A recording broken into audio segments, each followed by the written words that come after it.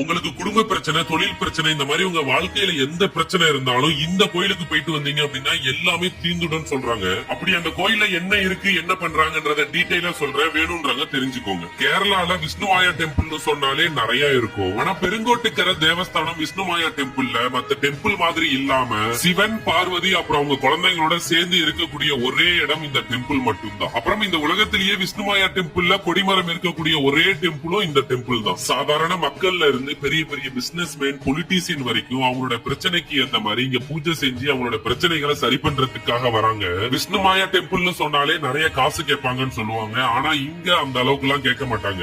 இந்த உன்னிசாமின்றவங்க கிட்டத்தட்ட 50 வருஷத்துக்கு மேல விஷ்ணுமாயா கடவுளுக்கு உபாசகனா இருந்துட்டு வராங்க. இவங்க தான் இங்க வர பக்தர்களுக்கு அவங்களோட பிரச்சனைகளை தீர்க்க பூஜைகளும் பண்ணி கொடுக்கறாங்க. இங்க அமாவாசை பௌர்ணமி நாள்ல ஒரு சில ஸ்பெஷல் பூஜைகளும் நடந்துட்டு வருது. மத்த விஷ்ணுமாயா டெம்பிள்ல இல்லாத சோப தரிசனமும் இங்க மட்டும் தான் நடந்துட்டு இருக்கு. அப்புறம் வருஷத்துல 3 டைம் மட்டும் மிகப்பெரிய ரூபக்கலை பூஜையும் நடந்துட்டு இருக்கு. இந்த டெம்பிள் கேரளா திரிசூருக்கு பக்கத்துல இருக்கிற பெருங்கோட்டுக்கரை என்ற வில்லேஜ்ல தான் இருக்கு.